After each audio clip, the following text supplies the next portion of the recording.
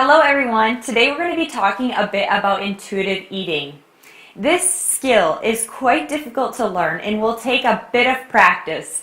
So even going forward after this transformation, you'll have to continue to work on reprogramming your thoughts so you can start to learn to listen to your body and eat intuitively.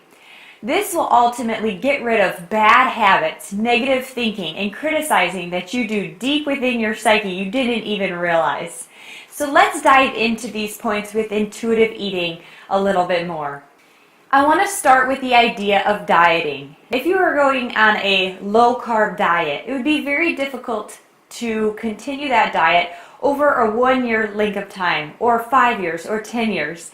So what people end up doing is yo-yo dieting. They try out the newest fad, and when that starts to give them a little bit of gains, they get excited. They want to continue dieting. They look for that next stretch of the diet that's going to take care of their issue, instead of learning how to eat a good balance of carbs, fats, and proteins. So next time you hear about the recent phase, the cabbage soup diet, the tomato diet, the keto diet, just ignore it. Let it fade away and have that be something that you don't even address. Losing weight quickly is not always the way to go. Finding a way to lose weight in a slow, incremental process is actually more likely going to stay off than dropping 30 pounds in 30 days. The second tip for learning how to eat intuitively is to learn to listen to your body. This includes when you're both hungry and you're full. A lot of times when we're hungry and you're dieting, you really try to ignore that hunger. You suppress it. You fail to feed it. And our body is trying to tell you that we're hungry. And so you end up binging on food later.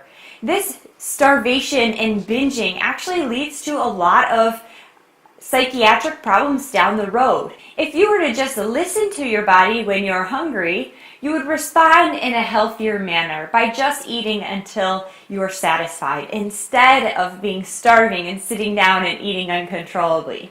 A good way to implement this and to give your body enough time to signal your brain to let you know that you're full is to chew your food thoroughly.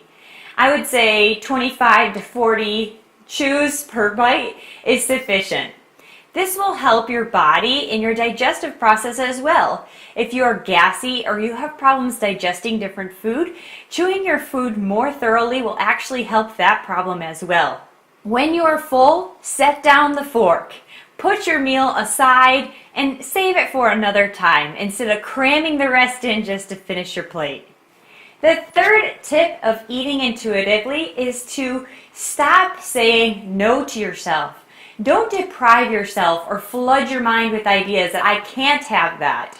Instead, allow yourself to eat those foods.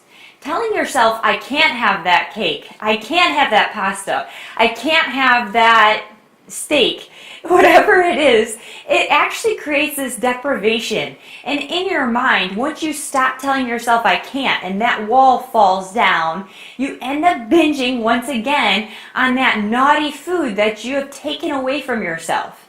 Instead, allow yourself to eat those foods. Just do so in moderation.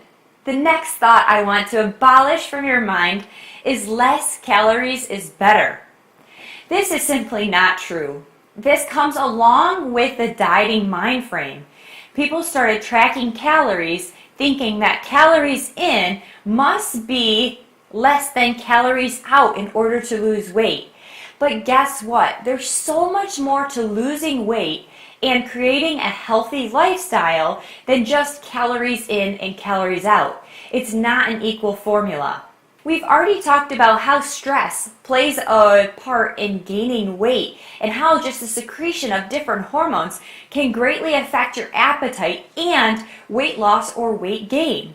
So it's not a simple formula of calories in versus calories out.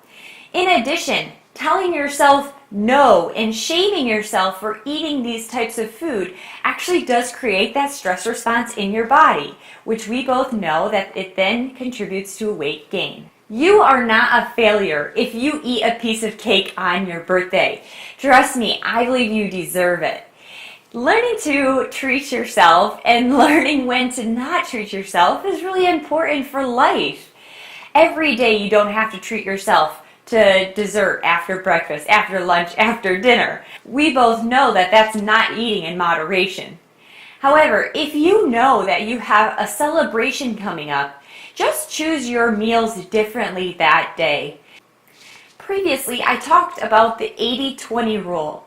This is the idea that 80% of the time you eat really good, perfectly clean, eat your veggies, and 20% of the time you're going to allow yourself to treat. This cake would slide into that 20% day. Allow yourself to still eat the cake, but then make sure you eat really clean and healthy foods all day long. The next tip is to eat in an environment that is supporting you and not shaming you. What I mean by that is if you are going to splurge on whatever it is that you're craving, allow yourself to feel comfortable and enjoy that meal. This will actually help you feel more satisfied. If you're in an environment where you're sneaking ice cream out of the freezer and you know that if your kids or your husband catch you, they're going to shame you and tell you like you shouldn't be eating that, you're actually never going to satisfy that craving. Versus accepting that craving and allowing yourself to feel comfortable and feel welcome without shaming, you're actually going to be able to get over that craving after you have indulged a little bit. Last week we talked about this next tip, and it's avoiding food for comfort. We talked about how food will not take away your loneliness, your sadness, your stress, your anger. Instead, food will only temporarily give you that high, the peak, and then later you'll crash. You'll feel worse about yourself. Instead of using food as your comfort, acknowledge your feelings for what they are.